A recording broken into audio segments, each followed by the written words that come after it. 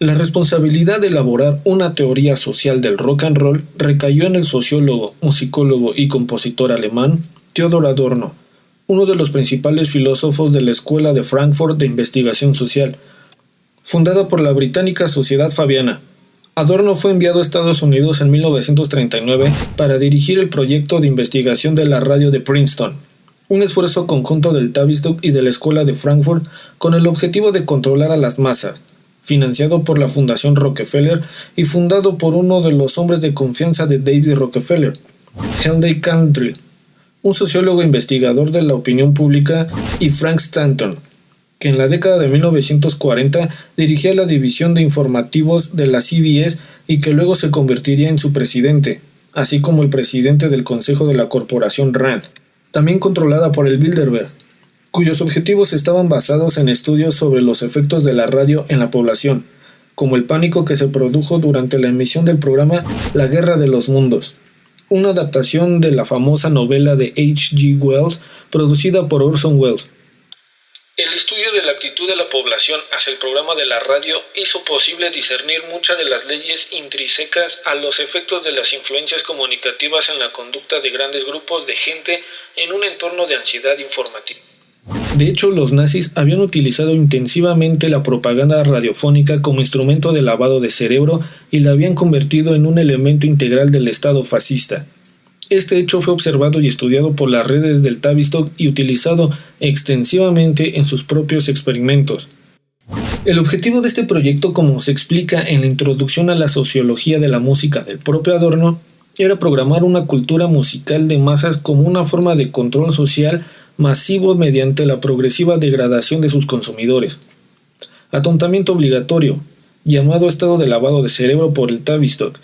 El punk rock homicida y la música ska, con sus choques de cuerpos, son manifestaciones directas del trabajo de Adorno, quien escribe: en un proceso imaginativo pero psicológicamente cargado de emociones, el oyente que recuerda una canción de éxito tenderá hacia el sujeto ideal de la canción, hacia la persona a la que idealmente habla la canción, al mismo tiempo como uno de los muchos que se identifican con ese sujeto ficticio, ese yo musical sentiría que su aislamiento se reduce al verse integrado en una comunidad de fans. Al silbar la canción se somete a un ritual de socialización, aunque más allá de esa inarticulada sensación, en ese momento su aislamiento no cambia en lo más mínimo. La comparación con la adicción es inevitable. Los alcohólicos de fin de semana, por ejemplo, son adictos sociales que beben cuando salen con sus amigos para llegar a ser, de forma artificial y solo por un rato, todo lo que sueñan ser: personas atrevidas, seguras y divertidas. La adicción a la música por parte de una serie de entretenidos oyentes sería un fenómeno similar, afirma Adorno. Los descubrimientos del proyecto de investigación de la radio, publicados en 1939, confirmaron su tesis de un atontamiento obligatorio. Aún hoy funcionan como un manual para los que se dedican a lavar el cerebro. Los investigadores del proyecto sobre la radio han demostrado que la radio ya había condicionado las mentes de los oyentes, dejándolas tan fragmentadas y poco dadas a la reflexión que la repetición del formato era la clave de su popularidad. Según Paul Hirsch, en un informe preparado por el Instituto de Investigaciones Sociales de la Universidad de Michigan, el establecimiento en la posguerra de la lista de éxitos en la radio transformó a ese medio de masas en una institución de programación subcultural. Las cadenas de radio se convirtieron en unas máquinas que reciclaban durante 24 horas al día los 40 mayores éxitos.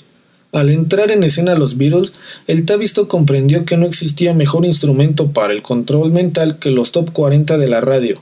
La lista de éxitos se organiza siguiendo exactamente los mismos principios que el sacerdocio de la diosa Isis en Egipto, y tiene los mismos objetivos: el reclutamiento de los jóvenes para una contracultura dionísica. De hecho, según el mismo autor, hoy en día todos y cada uno de los aspectos de la cultura popular, desde las películas a los libros o la música, se dirige utilizando la misma fórmula de preselección.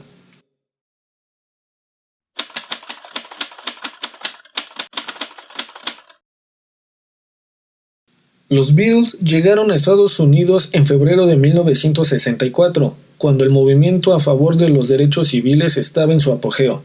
El país se encontraba sumido en un profundo trauma nacional y se reponía del brutal asesinato del presidente John F. Kennedy en noviembre de 1963, que por cierto asesinato ordenado por el Bilderberg y el Comité de los 300. Mientras en las calles de la capital el movimiento por los derechos civiles, dirigido por el doctor Martin Luther King, convocaba una manifestación a la que asistieron más de 500,000 de personas. La música de protesta estaba creando un vacío cultural propicio para la entrada de influencias externas, lo que llevó a una masiva contracultura que amenazaba los planes a largo plazo del Bilderberg para la Unión Mundial y los objetivos a corto plazo fijados por el Tavistock de crear artificialmente conmociones culturales. La escuela de Frankfurt y el Tavistock indujeron a una contracultura del rock que se utilizaría como arma para destruir esos movimientos políticos. Richard Warren Lee Pack, autor de John Lennon and the Beatles at the Mirrors of Man's Destiny y albacea de confianza de los herederos de Brian Epstein, el manager de los Beatles, pregunta: ¿estaban la primera música y el aspecto de los Beatles en los primeros tiempos delicadamente cincelados y preparados tras el telón para causar un efecto predeterminado más allá de lo puramente comercial, para conseguir una respuesta condicionada y un control mental óptimo a largo plazo sobre un desprevenido público estadounidense? Todo como parte de alguna especie de enorme y magnífico experimento iluminista a escala mundial. John Coleman no tiene ninguna duda al respecto. En su opinión, los Beatles, probablemente sin que ellos mismos lo supieran, fueron diseñados en el Tavistock como un contrapeso al movimiento en pro de los derechos civiles en Estados Unidos. En el siguiente capítulo veremos más al detalle qué hay detrás de esta denominada invasión británica. Si te gustó el video, regálame un pulgar arriba, suscríbete y compártelo para que puedas seguir haciendo más videos. También sígueme en Instagram y nos vemos en la próxima.